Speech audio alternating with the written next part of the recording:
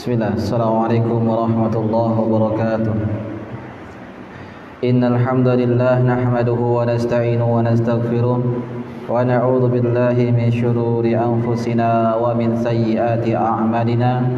May yahdihillahu fala mudilla lahu wa may yudlil fala hadiya lahu. Asyhadu an la ilaha illallah wahdahu la syarika lahu wa asyhadu anna Muhammadan 'abduhu wa rasuluh.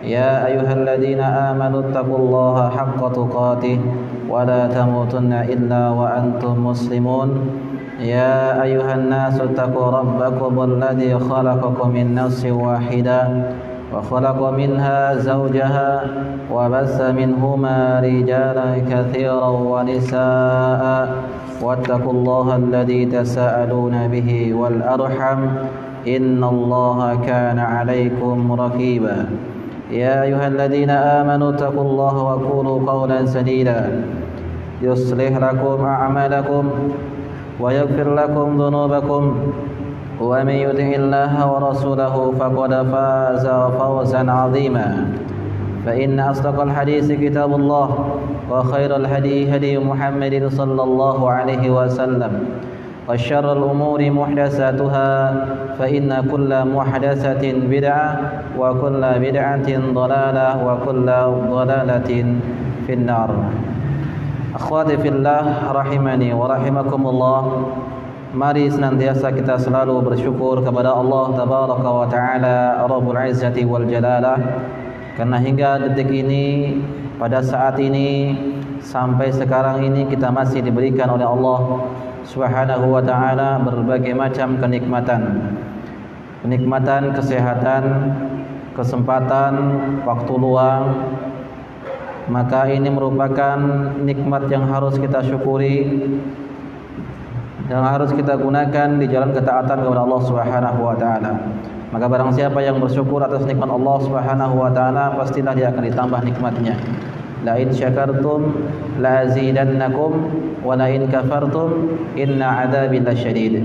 Maka barang siapa di antara kalian bersyukur, akan ditambah nikmatnya, dan barang siapa yang kufur, maka azab Allah itu sangat pedih.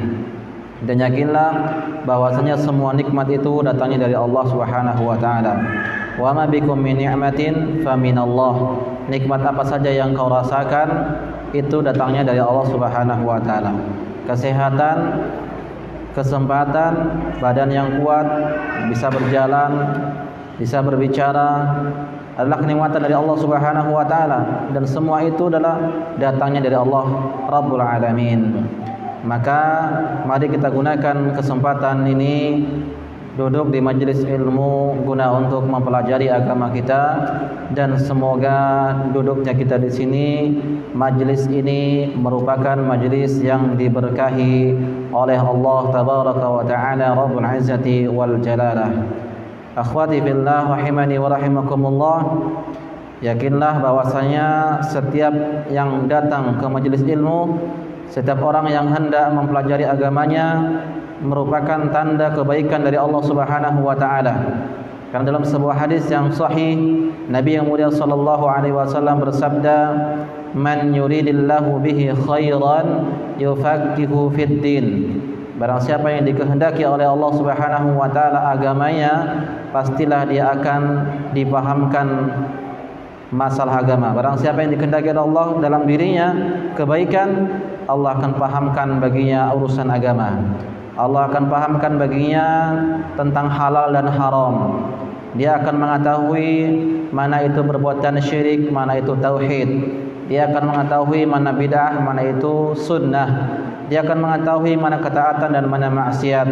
Dan dia juga akan mengetahui bagaimana cara beribadah kepada Allah Subhanahu wa taala di dalam agama ini dengan benar.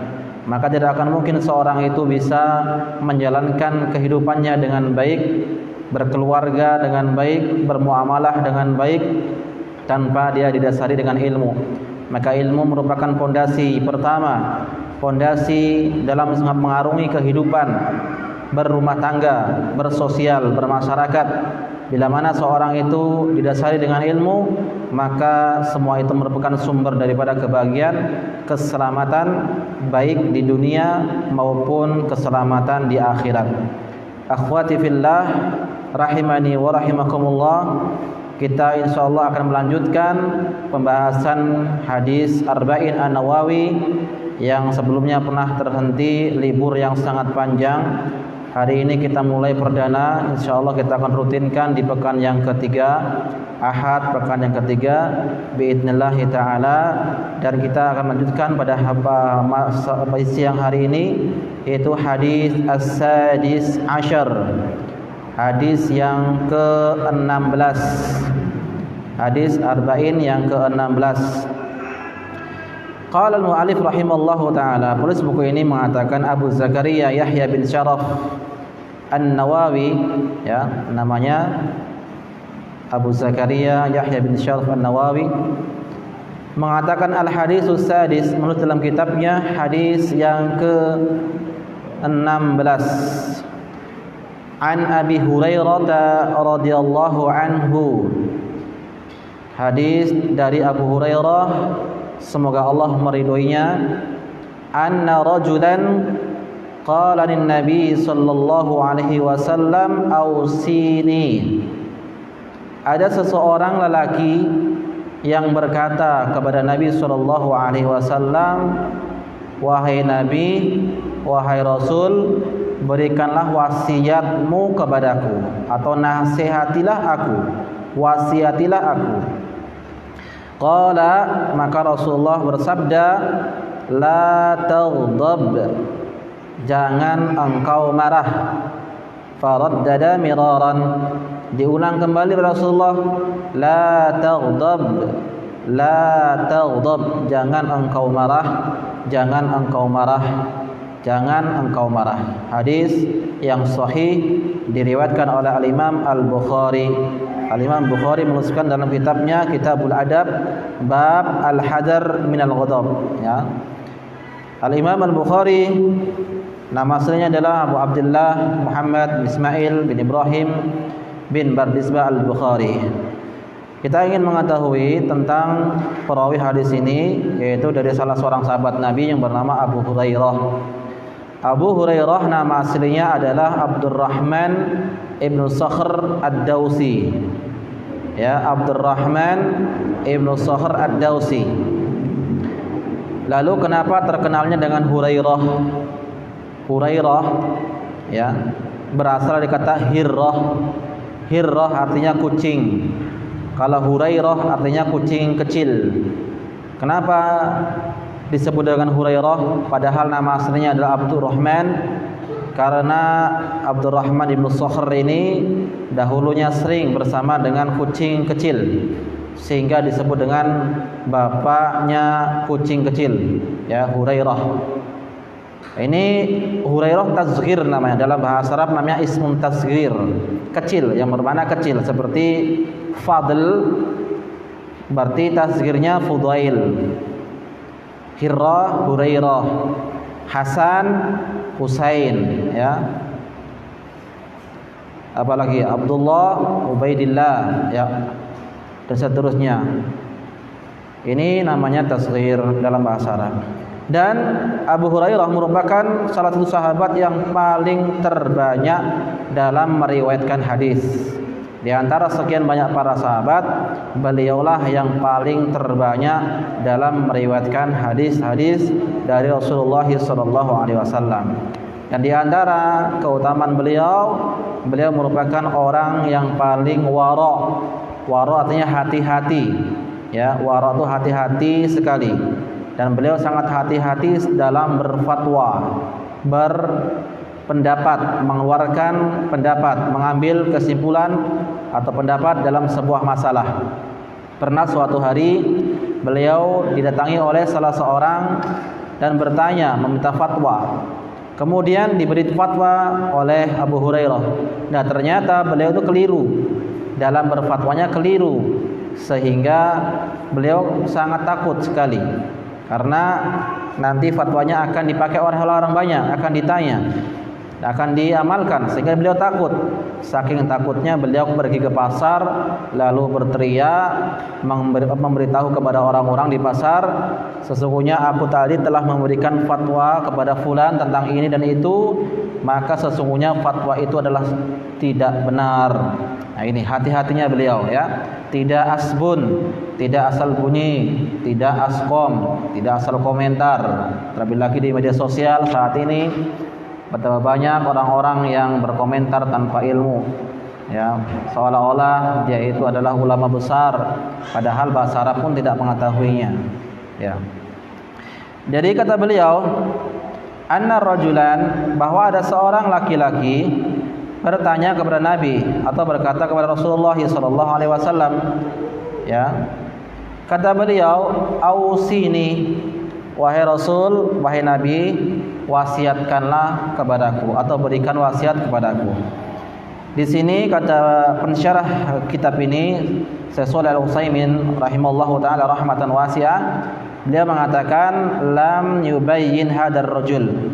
Pada hadis ini laki-laki yang datang tadi itu tidak diketahui siapa namanya, ya. Tidak disebutkan siapa namanya karena datang dalam bentuk nakirah, rajulan, ya, seorang laki-laki. Tidak diketahui, dan ini hal yang seperti ini banyak terdapat di dalam hadis-hadis Nabi sallallahu alaihi wasallam. Dan wadzalika li anna ma'rifatul ismin rajul aw sifah wa wasfahu la yuhtajin. Dan memang mengetahui nama seseorang itu ketika dalam hadis tersebut ya tidak diperlukan, ya. Ya, tidak begitu sangat diperlukan, ya. Kemudian apa kata orang lagi tersebut? Ausi, ini berikan kepadaku wasiat. Al-wasiyah, apa itu wasiat? Ya, wasiat adalah hiyal ahadu ila sahsin bi amrin hamin. Wasiat itu artinya memberikan perjanjian atau memberikan sesuatu kepada seseorang, perintah ataupun perintah yang sangat penting, ya. Kuwasiatkan kepadamu seperti ini, dan ini termasuk sunnah, berwasiat sama seorang saudaranya sesama muslim, karena Allah berfirman wa tawassaw bil haqqi wa tawassaw bis sabr, saling berwasiat di dalam ketaatan, ketakwaan, dan saling berwasiat di dalam kesabaran. Jadi memberikan wasiat, menasihati seseorang itu merupakan ibadah, ya. Kemudian qala Nabi, setelah orang tersebut meminta kepada Nabi sallallahu alaihi wasallam wasiat, maka Nabi mengatakan la taghdab, jangan engkau marah, ya. Apa yang disebut dengan al-ghadab, marah? Apa itu marah? Dijelaskan di sini, ya, bahwasanya marah adalah annahu hamratan yulqiha syaitanu fi qalbi adam. Kemarahan yang diberikan oleh syaitan kepada anak Adam, sehingga dengan sifat marah tersebut fayughlil qalb, hatinya bergejolak, hatinya gemuruh, walidzalika yahmar wajhahu, sehingga orang yang marah itu terkadang wajahnya menjadi merah. Kita bisa saksikan, ya, kalau orang marah itu terkadang wajahnya berubah merah jadinya karena ya bergejolak hatinya dan terpancar oleh wajahnya, ya. Waruba meyakifu sya'rahu, terkadang juga naik bulu-bulunya saking marahnya dia. Kemudian yang dimaksud oleh Rasulullah sallallahu alaihi wasallam dalam hadis ini, jangan engkau marah, apa yang sebenarnya dimaksud? Apakah Rasulullah sallallahu alaihi wasallam mengatakan kamu tidak boleh marah sama sekali? Atau makna yang kedua adalah kamu jangan melakukan sesuatu yang keliru ketika marah, ya. Biasanya kan ada orang yang marah itu ketika marah dia ucapkan kata-kata yang sangat kotor, kebun binatang semuanya keluar. Kemudian ada juga orang yang marah itu kadang melakukan tindakan-tindakan kekerasan. Jadi yang dimaksud oleh Rasulullah ketika menasihati sahabat tadi jangan kau marah, maksudnya seperti apa? Apakah yang pertama itu adalah jangan kamu sekali-kali marah? Atau makna yang kedua tadi, Maka yang benar adalah makna yang kedua, yaitu ketika kita marah jangan membuat sesuatu yang keliru, ya, perbuatan-perbuatan yang tercela. Karena kalau sudah marah terkadang hilang kontrol, emosi memuncak sehingga apa yang diucapkan tak sadar, apa yang dilakukan tidak sadar. Karena marah itu memang sifat tabiiyah manusia. Setiap manusia itu dibawakan oleh Allah Subhanahu wa taala sifat marah. Dan kalau tidak marah maka ini merupakan ada kekurangan dalam dirinya. Contoh misalnya seperti kita melihat kemaksiatan yang terjadi di rumah tangga misalnya. Kita lihat anak kita ya bermain HP. Kita lihat anak kita misalnya melakukan perbuatan-perbuatan dosa, tidak sholat, tidak mengaji. Maka kita sebagai orang tua boleh untuk marah. Bahkan mungkin kita wajib untuk memarahinya. Sebenarnya dalam sebuah hadis Nabi SAW bersabda, "Muru auladakum bis sholati fis sab'i." Perintahlah anak-anak kalian untuk sholat pada umur 7 tahun. Kalau sudah sampai 10 tahun dan dia tidak mau sholat, maka boleh dipukul. Nah, kalau memukul saja diperbolehkan, terlebih lagi dengan memarahinya. Namun marah yang sifatnya untuk mendidik, ya, bukan melampiaskan.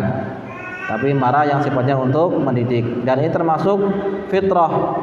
Justru kalau ada seorang bapak atau seorang ibu ya melihat anaknya melakukan kemaksiatan kok dibiarkan saja, ini termasuk sifat dayus. Ya, tidak marah terjadi ketika terjadi kemungkaran, maka ini hati-hati. Merupakan tanda lemahnya keimanan. Kenapa? Karena Rasulullah SAW bersabda, "Man ra'a minkum munkaran falyughayyirhu biyadihi, fa illam yastati' fa bilisanihi, fa illam yastati' fa biqalbihi, wa dzalika adhaful iman." Ya. Barang siapa yang melihat kemungkaran, ya, misalnya dalam rumah tangga kita ada kemungkaran di dalamnya, dirubah dengan tangannya, ambil.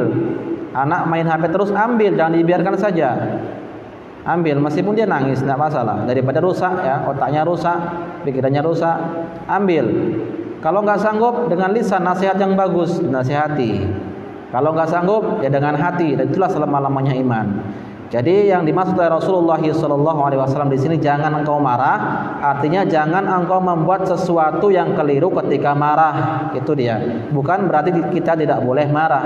Dan marah ini boleh, ya, diperbolehkan kalau itu memang dibutuhkan. Seperti melihat kesyirikan, kita harus marah sebagai orang Islam. Atau kalau melihat orang bermaksiat, laki-laki perempuan bergandengan tangan siang hari berpelukan, kita harus marah karena itu merupakan maksiat. Terlebih lagi kalau ada orang yang menghina Allah, menghina Rasul, termasuk juga ini yang harus kita marah pada tempatnya. Ada yang mencaci maki Nabi, mengatakan Nabi itu tidak dijamin masuk surga. Waliyadzubillah, ini ucapan yang sangat kufur. Kita harus marah kepadanya. Ya. Ya, dan seterusnya. Jadi apabila ada syariat Islam yang dihina, yang dicaci, maka kita boleh marah. Dan maksud dari dalam hadis ini itu bukan berarti kita tidak boleh marah, namun marah, jangan engkau marah bersikap sekeliru ketika engkau sedang marah. Ya, baik. Kita lanjutkan di sini.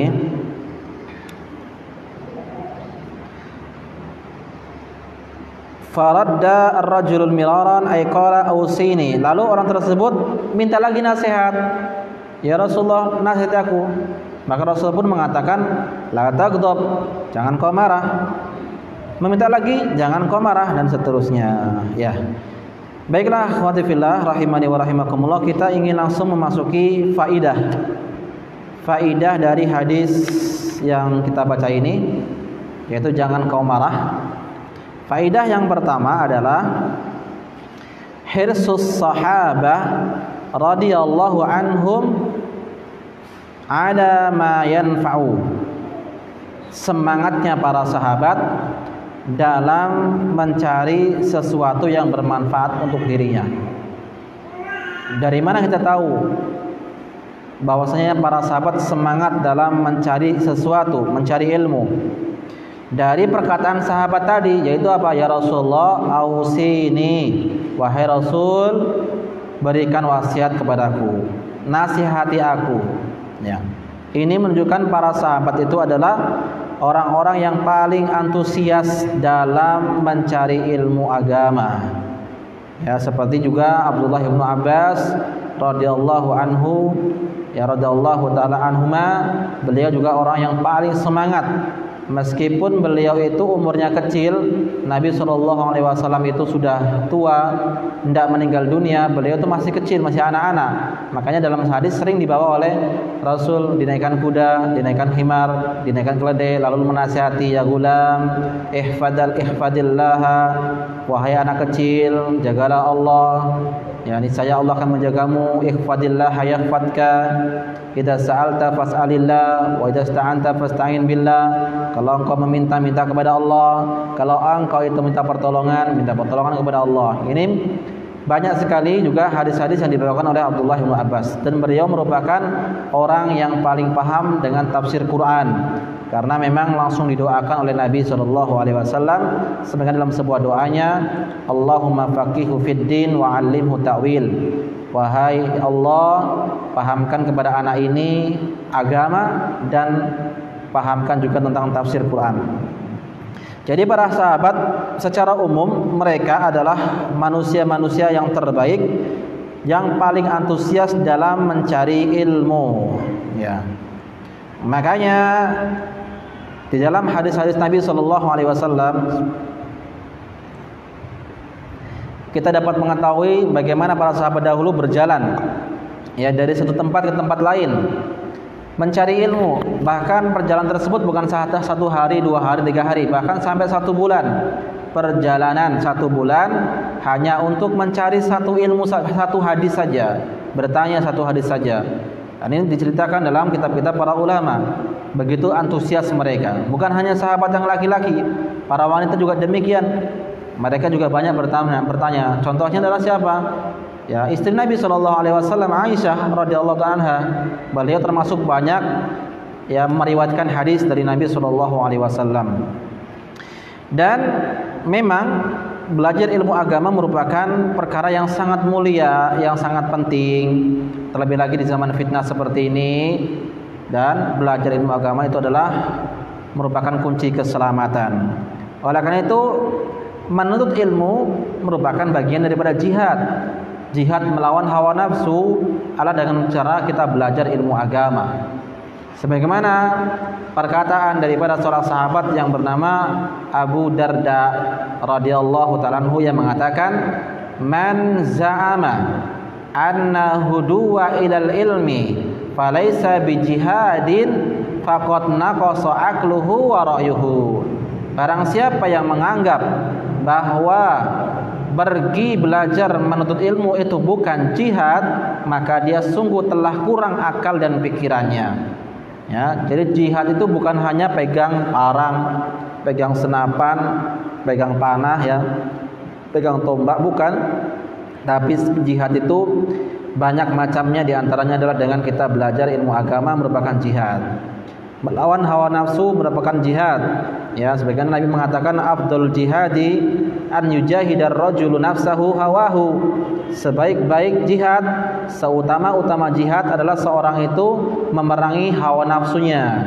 Ya, bagi para wanita demikian pula. Ya, hawa nafsu itu bukan hanya nafsu tentang ya hubungan, tapi banyak makanan, perhiasan itu juga nafsu, ya. Apalagi kendaraan juga nafsu dunia. Nah, ini hati-hati karena fitnah saat ini itu banyak sekali. Fitnah itu bukan hanya syahwat, syubhat. Ya, fitnah syahwat, fitnah syubhat. Ini syaitan itu tidak pernah diam dalam menyesatkan manusia, khususnya para wanita. Ya, tidak pernah diam. Syaitan itu mempunyai 2 senjata. Senjata adalah apa? Syubhat dan syahwat. Syubhat itu adalah kerancuan-kerancuan pemikiran, munculnya kelompok-kelompok sesat, Syiah, Rafidhah, liberal, Mu'tazilah, ya, Ahmadiyah, dan seterusnya, dan munculnya para dai-dai yang menyesatkan umat. Juga fitnah syahwat, yaitu cinta terhadap harta, dunia, ya, jabatan, popularitas, Ini cinta atau syahwat ya, nafsu syahwat ataupun fitnah syahwat. Dan ini bukan menimpa hanya pada para orang-orang awam. Terkadang syahwat ini menimpa juga kepada para ulama, para penuntut ilmu. Ya, baik laki-laki ataupun perempuan. Ya, syahwat ini berbahaya. Bagaimana cara melawannya? Ada dua juga senjata untuk melawan fitnah syahwat dan fitnah syubhat. Kalau fitnah syubhat, lawannya adalah dengan ilmu. Ya, kita harus belajar supaya kita tahu mana yang benar, mana yang salah. Supaya kita tahu mana kelompok yang di atas kebenaran dan mana kelompok yang di atas kesesatan. Kita supaya tahu mana ustadz-ustadz yang mengajak kepada kebenaran dan mana juga dai-dai atau ustadz-ustadz yang mengajak kepada neraka jahanam. Adapun melawan syahwat itu dengan apa? Itu dengan sabar, dengan kesabaran. Nah, ini dia. Karena sebagaimana dikatakan oleh Syekhul Islam Ibnu Taimiyah rahimallahu taala, bis-sabri wal yakini tunalu imama fid din. Dengan kesabaran dan keyakinan engkau akan memperoleh kepemimpinan di dalam agama. Jadi dua senjata kita melawan syaitan, melawan nafsu, melawan syubhat dan syahwat itu dengan ilmu dan kesabaran. Dan ilmu tidak bisa dicari dengan santai-santai. Kesabaran tidak bisa juga langsung begitu saja, harus diproses dengan belajar lebih dahulu. Baru dia akan muncul. Dia tahu faidah sabar dan seterusnya. Ya. Jadi ini menuntut ilmu. Bahkan dalam sebuah hadis Nabi mengatakan tentang pentingnya belajar ilmu agama, man dhahaba ila ilmin yata'allamuhu fahuwa fi tariqin ilal jannah hatta yarji'ah. Barang siapa yang belajar ilmu agama, pergi dari rumahnya ya, berjalan atau naik kendaraan untuk duduk di majelis ilmu, belajar ilmu agama, maka dia seolah-olah sedang berjalan menuju surga. Ya, seolah-olah sedang berjalan menuju surga sampai dia kembali ke rumah. Nah, ini sesuai dengan hadis yang lain, man salaka tariqan yaltamisu fi ilman sahalallahu lahu bihi tariqan ilal jannah. Barang siapa yang menuntut ilmu agama, mencari ilmu agama, maka Allah akan mudahkan jalannya menuju surga. Ya, Allah akan mudahkan baginya jalan menuju surga. Jadi faidah yang pertama bahwasanya semangatnya para sahabat dalam mencari ilmu agama, dan tidak ada kita dapatkan dalam satu riwayat pun, baik Al-Quran ataupun hadis, Nabi SAW meminta tambahan kecuali meminta tambahan ilmu. Ya, tidak ada, saya ulang lagi, tidak ada satu riwayat pun baik dalam Al-Quran maupun di dalam hadis Nabi SAW meminta tambahan kecuali hanya tambahan ilmu. Ini menunjukkan betapa pentingnya kita untuk berilmu, terlebih saat ini ya, zaman penuh fitnah, zaman yang penuh dengan samar-samar, abu-abu. Terkadang orang nggak tahu itu salah itu benar, pertumpahan darah di mana-mana, korupsi, ya, kerusakan moral, mental, sosial dan seterusnya. Nah, ini kita harus tahu supaya kita terbentengi diri kita dari perbuatan atau fitnah-fitnah yang terjadi saat ini. Maka apa yang kita dapati dalam hadis Nabi dan Al-Quran, bahwasanya Rasul hanya meminta satu tambahan, itu apa? Ilmu. Sebagaimana Allah mengatakan, Qul wa qul rabbi zidni ilman. Ya, katakanlah Muhammad, ya Allah, tambahkanlah kepada aku ilmu. Ini penting ya. Oleh karena itu mereka para sahabat, kenapa mereka adalah orang yang paling terbaik, yang dipuji oleh Allah, yang dipuji oleh Rasulullah SAW. Ya, khairun nasi qarni, sebaik-baik generasi adalah generasiku. Ini karena para sahabat mereka adalah orang yang paling berilmu, beribadah di atas ilmu. Namun tidak cukup hanya berilmu, tapi dia juga harus apa? Mengamalkan ilmunya. Karena kadang ada orang yang berilmu tapi tidak diamalkan. Ya, dia tahu halal, dia tahu haram, tapi dia juga tidak mengamalkan apa yang dia dapatkan. Ini seperti perumpamaan seorang penyair yang mengatakan, al-ilmu bilal amal kasyajari bilas thimar. Ya, berilmu tanpa ia beramal maka seperti pohon yang tak ada buahnya, hanya menyemak saja. memenuhi pekarangan rumah saja tanpa ada buah, nggak bisa diambil manfaatnya, ya. Contohnya misalnya kita dalam 1 hektar itu ada buah mangga yang banyak, semuanya buah mangga, namun semuanya berbuah, hanya 1 pokok yang tidak berbuah. Kira-kira apa yang kita lakukan? Mungkin kita akan membuangnya, menebangnya, karena nggak bermanfaat. Daunnya lebat, namun tidak ada buahnya, ya dibuang, nggak manfaat. Ya, sama dengan juga orang yang berilmu. Orang berilmu sudah ngaji, tapi walayatubillah akhlaknya ini juga perlu dipertanyakan. Jadi para sahabat itu mereka adalah orang yang paling berilmu. Dan mereka tidak cukup hanya mencari ilmu, mereka juga bersemangat antusias dalam mengamalkannya. Wa katsir minan nasil yaum, sementara manusia sekarang zaman ini yas'aluna an hukmi faya'lamunahu walakin la ya'lamuna bih. Ya, mereka manusia sekarang ini bertanya tentang hukum-hukum, apa hukumnya ini, apa hukumnya itu, namun sayangnya tidak diamalkan.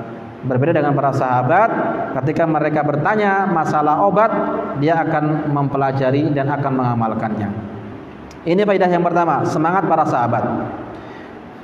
Dan faidah yang selanjutnya, faidah yang kedua dari hadis yang kita bacakan tadi, la taghdab, adalah annal mukhataba yukhatibu bima taqtadihi haluhu wa hadhihi qa'idatun muhimmatun. Yaitu orang yang berbicara ketika menasihati orang yang diajak berbicara itu harus mengetahui keadaan, ya, yang akan diajak bicara itu harus kita mengetahui. Kita harus mengetahui orang yang akan, keadaan orang yang akan diajak bicara. Ini kaidah. Siapapun kita, baik laki-laki atau perempuan, ibu-ibu misalnya ingin menasihati suaminya, harus dilihat kondisi. Ya, misalnya contoh suaminya baru pulang capek dari kerja, panas-panas, lapar, sampai di rumah bukannya dihidangkan, disambut, langsung dengan wajah yang cemberut ataupun dengan marah-marah atau nasihatnya dengan tidak sopan, ada anak-anaknya, ada yang lain, maka ini tidak akan mungkin bisa masuk nasihat tersebut ke dalam hatinya. Jadi ketika kita berbicara kepada orang lain, ingin menasihati orang lain, harus dilihat dulu keadaan orang tersebut. Ya, ini muhammad kaidah. Makanya ketika Rasulullah SAW tadi dimintai nasihat, Rasul mengatakan kepada orang tadi, la taghdab, jangan kau marah, seolah-olah Nabi itu tahu keadaan orang ini, bahwa orang ini suka marah. Kenapa demikian? Karena dalam hadis-hadis yang lain ada juga tentang sahabat bertanya, ya Rasulullah, nasihati aku. Rasul mengatakan, ittaqillaha haitsuma kunta, bertakwalah kepada Allah dimanapun kau berada. Ya Rasulullah, nasihatilah aku. Dinasihati lagi tentang apa? Engkau harus berbuat baik kepada orang tuamu, engkau harus berbuat baik kepada ibu bapakmu, engkau harus berbuat baik kepada keluargamu. Berbeda-beda nasihatnya, satu orang ya dengan orang lain berbeda-beda. Kenapa demikian? Karena kita harus tahu siapa yang kita nasihati. Kalau orang itu suka maksiat, suka minuman khamar, ya kita nasihati jangan minuman khamar. Kalau orang itu suka berbuat maksiat yang lain, kita nasihati dengan apa yang dia berbuat maksiat dengan itu. Jadi ketika kita berbicara menasihati orang harus sesuai dengan kondisi orang tersebut. Walikulli maqamin maqal, setiap tempat itu ada kata-kata yang cocok buat dirinya. Ya, ketika kita berbicara dengan orang yang berilmu, berbeda dengan kita berbicara dengan orang bodoh.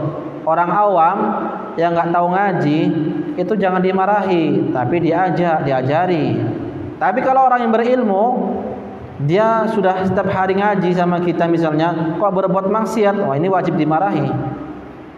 Karena dia tahu, dia berilmu. Sebagaimana juga contoh dari Rasulullah itu ketika melihat ya para orang Badui datang ke Masjid Nabawi, lalu pipis di situ, kencing di situ dia. Apa yang dilakukan Nabi? Apakah Nabi memarahi? Tidak, Nabi tidak memarahinya. Padahal sahabat sudah geram, sudah sangat geram sekali, ingin memarahi, ingin memukulnya. Justru sama Nabi mengatakan jangan, da'uhu, tinggalkan dia sampai selesai. Baru sahabat memerintahkan kepada Rasul, memerintahkan kepada sahabat yang lain untuk mengambil air. Bukan orang Badui tadi yang disuruh untuk membersihkan, tapi sahabat yang lain yang disuruh membersihkan. Setelah itu baru dinasihati, sesungguhnya masjid itu bukan untuk pipis, tapi masjid itu untuk zikir kepada Allah Subhanahu wa taala. Menunjukkan orang itu berbeda-beda. Dua orang datang kepada kita misalnya minta nasihat, sama-sama minta nasihat, itu beda. Mungkin yang satu nasihatnya lain, yang satu juga nasihatnya lain. Ya. Jadi itu berbeda-beda. Rasul ketika melihat orang Badui kencing tadi tidak dimarahi. Padahal sejahat-jahatnya orang yang jahat itu adalah ketika dia mengotori masjid dengan kotoran tadi. Masjid tempat ibadah dikotori. Tapi Rasul nggak marah karena tahu dia orang yang bodoh, tidak paham agama. Berbeda dengan kisahnya Mu'adz yang mengimami kaumnya dengan surah Al-Baqarah, sehingga orang-orang ketika jadi makmumnya lari satu persatu. Nah, ketika lari tahu, lalu Mu'adz mengatakan ini orang munafik, mengadu kepada Rasulullah, itu orang munafik. Lalu terdengar yang diadukan tadi, terdengar bahwasanya dikatakan dia orang munafik, maka dia enggak terima. Tidak terima, akhirnya dia datang kepada Nabi, dikatakan, "Wahai Rasul, aku tuh punya kerjaan, capek. Siang hari saya memberi makan unta. Lalu saya sholat bersama Mu'adz, tapi dengan panjang sholatnya. Masa saya dikatakan munafik?" Maka Rasul pun marah. Marahnya kepada siapa? Kepada orang tadi atau kepada Mu'adz? Kepada Mu'adz. Rasul mengatakan, apakah engkau akan membuat fitnah wahai Mu'adz? Dimarahi. Jadi memberikan nasihat kepada orang itu berbeda-beda. Harus tahu kondisi orang tersebut bagaimana. Ini penting. Ketika memberikan nasihat kita harus tahu. Yang pertama, ya, di mana kita memberikan nasihat. Ya, di mana kita memberi nasihat? Apakah kita memberi nasihat di depan orang banyak atau secara sembunyi-sembunyi? Yang kedua, kapan waktunya? Kapan kita memberi nasihat? Apakah ketika orang itu sedang capek atau bagaimana? Yang ketiga adalah memberikan nasihat dengan cara yang terbaik. Jadi 3 cara memberikan nasihat, yaitu lihat di mana tempatnya, lihat waktunya, dan lihat juga ucapannya ya dengan cara yang terbaik. Ya. Oleh karena itu, masyaallah muslimin, akhwati fillah rahimani wa rahimakumullah, maka seorang dia harus mengetahui keadaan orang yang didakwahi. Ya, seorang harus mengetahui kepada siapa lawan bicaranya. Tapi ini adalah faedah yang kedua, yaitu kita harus berbicara kepada orang yang kita ketahui kondisinya. Yang ketiga adalah an-nahyu 'anil ghadab, larangan untuk marah, ya, larangan untuk marah.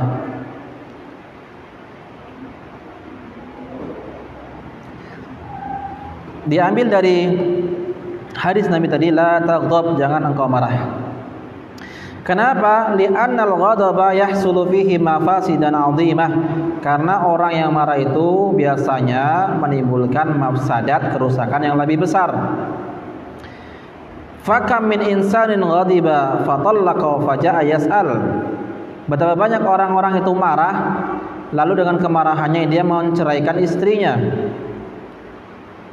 Wa kam min insanin ghadiba faqal wallahu la ukallimu fulanan fanadima waja'a yas'al. Dan betapa banyak orang yang marah, lalu dia mengatakan aku tidak akan bicara dengan dia sampai kapanpun. Ya, jadi kerusakan yang ditimbulkan lebih banyak. Makanya Nabi mengatakan la taghdab, jangan engkau marah. Seperti seorang suami misalnya marah, akhirnya menceraikan istrinya, ini hati-hati, ucapan ini bahaya. Nabi mengatakan, ya, salatun hazluhunna jiddun wa jiddunna jiddun. Ada 3 perkara yang mana bercandanya itu serius dan seriusnya juga dianggap sebagai serius. Itu masalah nikah dan talak. Ini hati-hati. Jangan sembarangan mengucapkan sesuatu. Terlebih lagi seorang ibu misalnya, ya. Seorang ibu ketika marah melihat anaknya berbuat demikian, misalnya menumpahkan barang ini, menumpahkan barang itu, marah diperbolehkan, tapi jangan mengucapkan kata-kata yang berbahaya. Karena itu doa. Ya, doa. Kalau kita sedang marah lalu ngomong jelek terhadap anak kita, Hati-hati, suatu saat kalau terjadi sesuatu dengan anak kita, itulah akibat dari ucapan kita. Jaga betul-betul. Jangan dikatakan ketika misalnya menumpahkan air atau menumpahkan sesuatu langsung dikatakan bodoh, dikatakan yang macam-macam, tidak. Ya.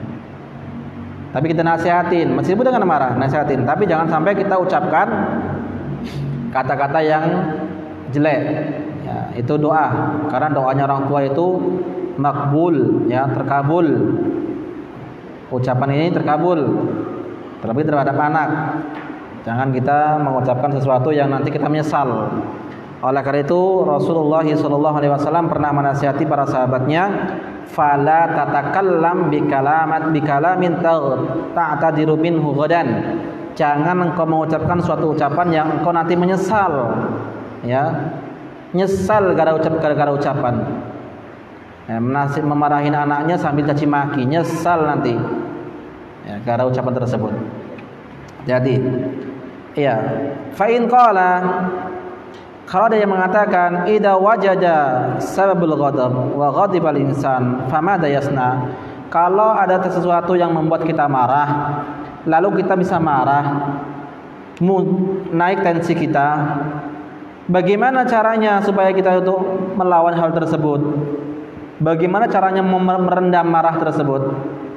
Karena terkadang marah tidak bisa dihindari, tapi ada caranya supaya tidak terjadi yang lebih parah. Bagaimana caranya? Ada dua obat dikatakan oleh Syekh Shalih Al-Utsaimin rahimallahu taala di sini, dua obat, yaitu dengan ucapan dan dengan perbuatan. Ya, ketika marah itu bagaimana cara meredamnya? Ada dua caranya, dengan ucapan dan dengan perbuatan. Adapun dengan ucapan itu adalah kita dengan berdoa. Apa doanya ketika sedang marah? Apa doanya?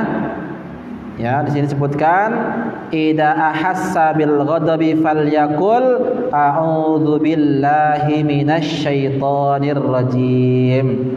Kalau kita sedang marah, ucapkanlah a'udzu billahi minasy syaithanir rajim.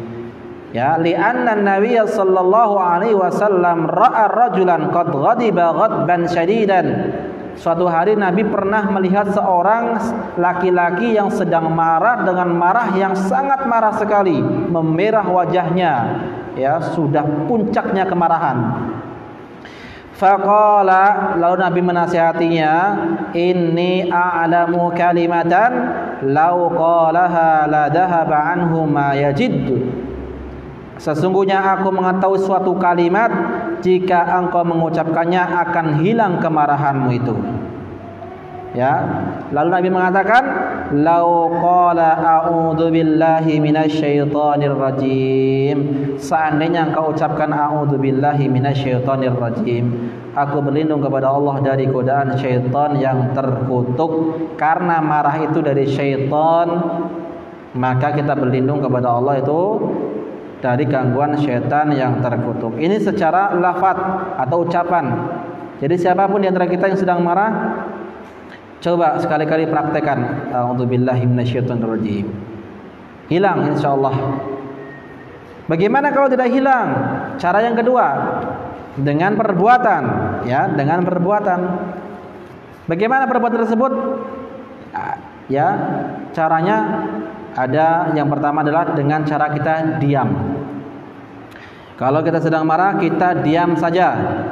Jangan berkata-kata, karena biasanya kalau orang sedang marah, kalau dia ngomong, itu nggak beraturan ngomongnya. Susunannya nggak beraturan. Terkadang tahap apa yang keluar dari mulutnya. Seperti ada yang nyangkut gitu ya ketika ngomong. Karena dia sedang marah, nggak terkontrol. Jadi jangan marah. Sebagaimana dalam sebuah hadis, idza ghadiba ahadukum falyaskut. Ini apabila kalian sedang marah, diam saja sudah. Lebih selamat. Ya, diam lebih selamat daripada ngomong-ngomong yang tidak ada faedahnya. Lalu yang kedua, dengan perbuatan ketika sedang marah bagaimana? Yaitu dengan merubah posisi. Merubah posisi. Misalnya, contoh di sini, idza kana qa'iman falyajlis. Kalau orang itu sedang marah ketika sedang berdiri, ketika dia marah, waktu itu dia sedang berdiri, ketika itu lalu marah, maka hendaknya dia duduk.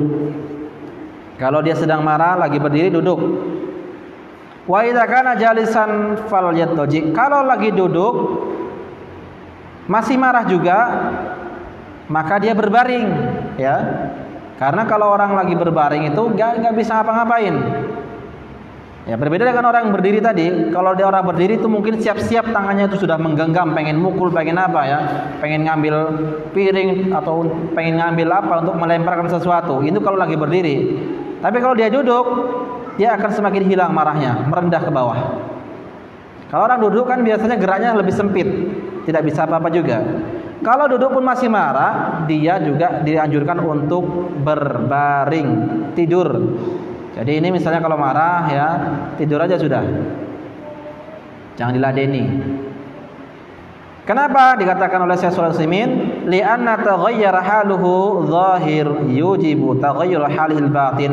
Karena merubah posisi secara zahir itu bisa merubah posisi secara batin. Dan ini sudah teliti oleh sebagian para ilmuwan. Semakin tinggi kita posisinya itu akan semakin wewenang, kita akan semakin bebas gitu. Tapi semakin kita direndahkan, kita duduk, lalu ketika masih marah lagi kita juga berbaring, ini akan semakin hilang marahnya. Fa illam yaqdi falyatawaddo. Lah kalau dia tidak bisa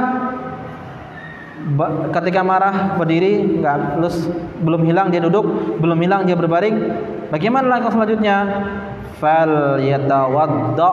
Dia harus berwudu. Harus berwudu. Kenapa wudu? Li'anna istighaluhu bil wudu yunsihil ghadab. Karena menyibukkan dirinya dengan wudu itu dapat menghilangkan kemarahan. Wa li'annal wudu yudfi'u hararatul ghadab. Karena wudu itu dapat memadamkan kemarahan, ya, api kemarahan. Ini dia. Jadi solusinya ketika sedang marah yang pertama dengan mengucapkan a'udzubillahi minasyaitonirrajim. Atau solusi yang kedua, kalau dia sedang berdiri dia harus duduk. Kalau dia sedang duduk dia harus berbaring dengan merubah posisi. Kalau juga tidak berubah juga dia harus dengan berwudu, ya. Wa hal yaktasiru ala hada? Apakah cukup sampai di sini saja? Saat misalnya saya ini sudah ketika marah saya sudah a'udzubillahi minasyaitonirrajim. Saya sudah merubah posisi dari yang berdiri duduk, dari duduk kemudian berbaring. Sudah berwudu juga sudah. Kok masih marah aja? Gimana caranya? Apakah cukup sampai sini? Tidak. Ya, kata beliau la yalzamul iktisaru ala hada. Tidak mencukupkan untuk seperti ini. Qad naqulu idza ghadibat faghadaral makan. Bisa dengan cara misalnya engkau sedang marah, engkau bisa pergi. Ya, pergi dari rumah misalnya. Meninggalkan tempat. Ini kalau laki-laki ya, kalau perempuan tidak boleh ya. Kalau perempuan dia sedang marah sama suaminya, kok keluar rumah, justru dia telah melakukan kemaksiatan dengan kemaksiatan yang lain, ya. Ada seorang istri dia marah sama suaminya lalu keluar rumah, padahal suaminya nggak ridho dia keluar rumah, jadi dia sedang melakukan kemaksiatan yang lain. Kenapa? Idza kharajatil mar'atu istasrafaha syaitan. Karena kalau perempuan keluar rumah tanpa ya menutup aurat, bahkan ketika menutup aurat pun akan dihiasi oleh syaitan, dijadikan indah. Syaitan akan menjadikan indah perempuan itu keluar rumah. Nah, ini hati-hati ya. Maksudnya kalau dia sedang marah boleh meninggalkan tempat itu ya. Misalnya marahnya lagi di rumah, dia bisa ke kamar tamu. Kalau di kamar tamu dia sedang marah, dia pindah ke kamar tidur atau pindah ke dapur dan seterusnya. Tinggalkan tempat itu. Kalau laki-laki dia bisa keluar rumah ya, tapi bukan selamanya. Wa katsiran minan nasi yaf'alu hadan. Banyak manusia seperti itu. Terkadang dia marah dia tinggalkan rumah. Idza ghadaba kharaja minal bait hatta la yuhaddisu ma yakrahu fi ma ba'd. Sehingga apa, ketika dia marah, dia keluar rumah sehingga dia tidak dengar ucapan-ucapan yang membuat dia semakin marah. Ini dia. Jadi solusinya adalah Yang pertama dengan ucapan, yang kedua dengan perbuatan. Kemudian selanjutnya, bagaimana caranya kita meredam marah? Kita harus mengetahui keutamaan orang yang menahan emosi, menahan marah. Di antara keutamanya adalah Nabi sallallahu alaihi wasallam mengatakan, "Laisa syadidu bis-sur'ah, innamas syadidu alladhi yamliku nafsahu 'indal ghadab." Hadis riwayat Bukhari. Bukanlah orang yang kuat itu adalah orang yang sanggup berkelahi. Ya, orang yang kuat itu bukan orang yang pandai berkelahi. Namun orang yang kuat itu adalah orang yang sanggup menekan hawa nafsunya ketika ia sedang marah. Ketika ia sedang marah itu dia bisa berbuat baik, bisa diam, maka itu adalah orang yang kuat. Meskipun dia sebenarnya sanggup untuk melakukan kata-kata yang buruk, namun dia tahan. Ya, ini merupakan orang yang kuat. Jadi di antara keutamaannya adalah dia orang termasuk orang yang kuat. Jadi kita kalau sedang marah ingat keutamaan orang yang sabar dalam menahan emosi. Demikian pula di antara keutamaan yang lain adalah man kadama ghaidan wa huwa qadirun ala an yanfaduhu da'allahu subhanahu wa ta'ala ala ru'usil khalaiq yaumal qiyamah hatta yukhayyiruhu minal khawril ain ma sya yukhayyiruhu minal khawril ain ma sya. Barang siapa yang marah dan dia sanggup untuk melampiaskan kemarahannya, namun dia tahan, tidak berkata-kata buruk, tidak melakukan perbuatan-perbuatan yang keras, maka kelak pada hari kiamat dia akan dipanggil oleh Allah Subhanahu wa taala pada hari kiamat dan akan dipilihkan baginya para bidadari surga. Ini bagi laki-laki ya, dapat bidadari. Kalau perempuan bagaimana? Ya mungkin pertanyaan, kenapa kok perempuan laki-laki yang disebutkan, kenapa laki-laki dapat bidadari, perempuan kok nggak ada bidadara gitu ya? Nggak ada ya. Tetap kita yakin pasti balasannya akan lebih baik, nikmat yang lebih indah daripada yang kita bayangkan. Ya, laki-laki perempuan pasti akan mendapatkan yang terbaik. Kenapa? Allah berfirman dalam Al-Quran, man amila salihan min dzakarin aw unsa wa huwa mu'min falanuhyiyannahu hayatan thayyibah. Barang siapa yang beriman, laki-laki dan perempuan, dan dia barang siapa yang beramal soleh, laki-laki dan perempuan, dan dia beriman kepada Allah, dia akan diberikan kehidupan yang baik di surga dan di dunia. Ya, mendapatkan surga. Faulaika yadkhulul jannah. Mereka akan masuk surga. Ya, diberikan rezeki dalamnya. Jadi jangan pikirkan, misalnya ibu-ibu jangan pikirkan nanti yang laki-laki dapat bidadari, yang perempuan dapat apa. Jangan pikirkan. Insya Allah akan ada balasan yang lebih baik ya.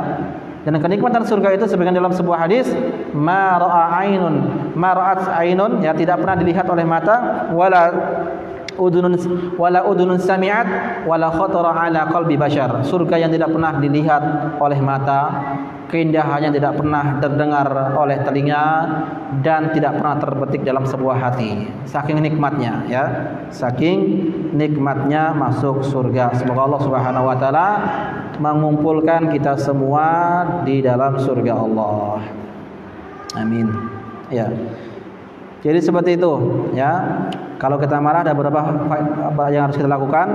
Pertama berdoa, merubah posisi, kemudian juga bisa diam, berwudu, dan kita bisa keluar dari rumah.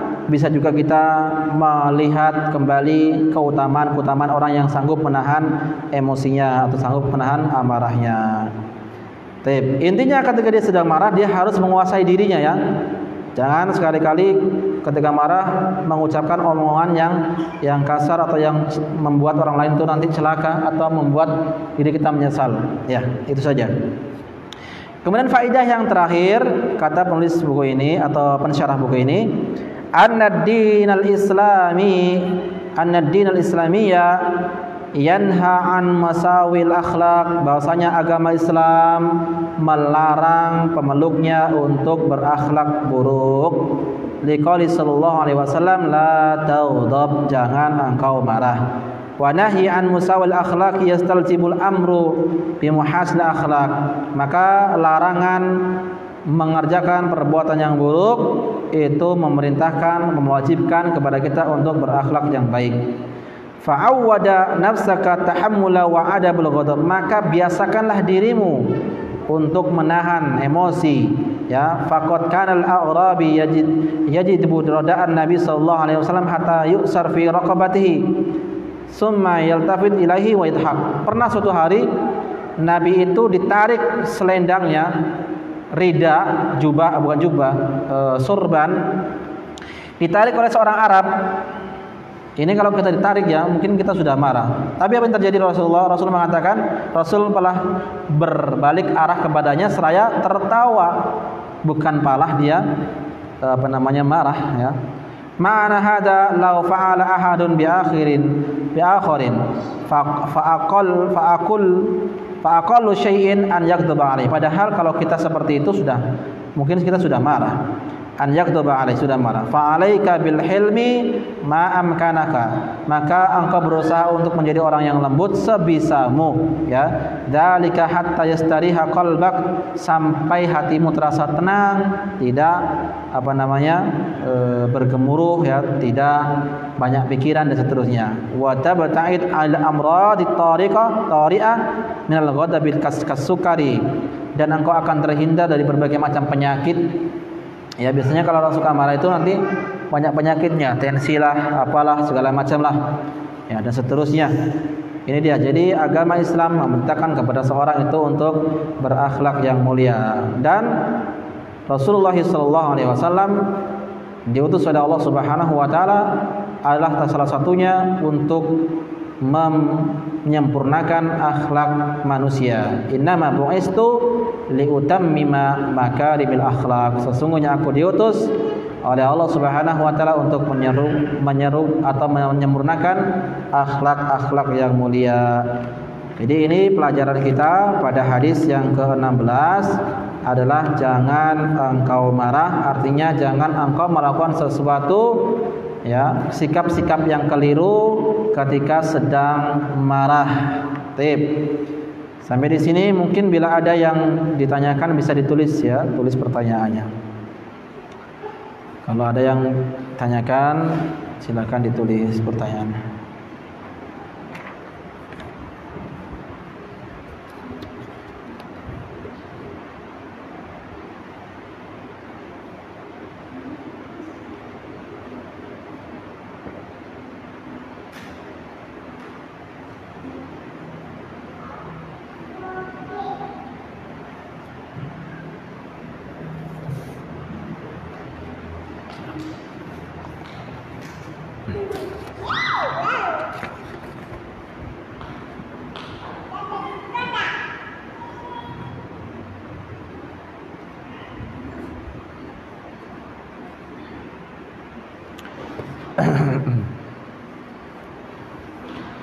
Ada beberapa pertanyaan di sini. Ustaz, ada wanita yang berzina terus hamil. Terus wanita itu menikah, tapi tidak dengan pria yang menzinahinya. Apakah pernikahannya wanita itu sah dengan pria itu? Apakah menikah ulang karena anak itu sudah lahir? Ya, ini terjadi perbedaan di antara para ulama tentang apakah seorang yang melakukan perzinahan kemudian dia hamil terus menikah, apakah sah pernikahannya? Sebagian mengatakan tidak sah, sebagian mengatakan sah, ya. Dan insya Allah pernikahannya itu sah, tidak masalah, ya. Namun masalahnya adalah setelah dia menikah nanti. Kalau dia seorang wanita berzina lalu hamil, nikahnya sah. Tapi masalahnya setelah menikah. Ya, nikahnya sah tapi masalah setelah menikah. Apa masalahnya? Yang pertama, kalau dia menikah, misalnya laki-laki perempuan berzina lalu hamil dan menikah, maka si anak tadi tidak boleh dinisbatkan kepada ayah biologisnya. Ya, anak tadi tidak boleh dipanggil bin. Ya, bin fulan, tidak boleh. Karena dia hamil luar nikah. Dan tidak boleh bagi sang anak menisbatkan dirinya kepada orang tuanya. Kemudian masalah yang kedua adalah dia tidak bisa mendapatkan warisan. Ya, terputus nasabnya. Karena dia bukan lahir dari pernikahan yang sah. Kemudian permasalahan yang ketiga adalah ketika sudah besar, katakanlah yang lahir itu wanita, perempuan yang sudah besar, maka sang ayahnya itu tidak bisa menikahkannya. Ya, tidak bisa menikahkannya dikarenakan dia bukan ayah kandungnya, bukan wali, tidak berhak menjadi wali. Itu dia. Jadi pertanyaan di sini, apakah sah pernikahannya dengan laki-laki itu? Ya, insya Allah pernikahan sah. Namun sebaiknya hukumannya adalah tidak langsung dinikahkan, ya. Ditahan terlebih dahulu sampai dia melahirkan, supaya suci rahimnya. Juga supaya sebagai hukuman agar orang lain itu tidak bermudah-mudahan. Sekarang kan banyak bermudah-mudahan. Orang yang menikah, orang yang hamil luar nikah lalu dia dinikahkan. Kalau seperti ini terus menerus nanti jadi kebiasaan. Udahlah, nggak masalah, nggak apa-apa. Nanti kan ujungnya nikah. Ini bahaya seperti itu, ya. Ya, tip.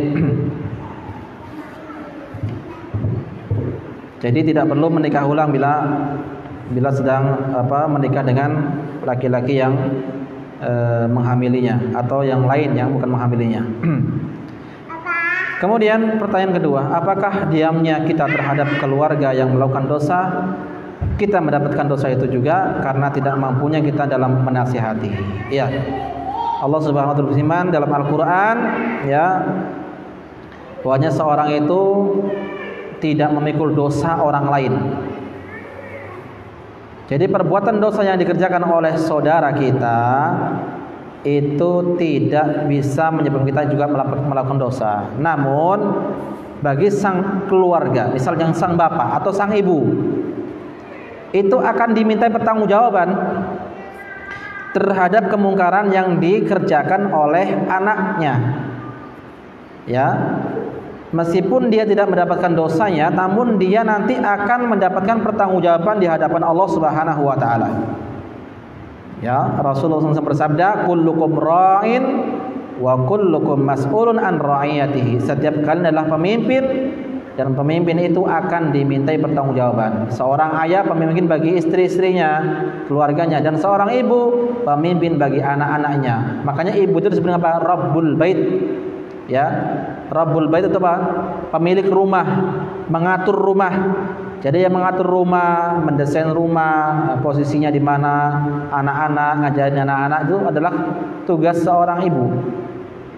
Jadi kalau misalnya ada keluarga yang melakukan dosa, katakanlah anak kita atau saudara kita, ya insya Allah kita tidak mendapatkan dosa dia, cuman kita nanti akan ditanya, kenapa engkau misalnya tidak menasihatinya, atau sampai mana engkau menasihatinya gitu.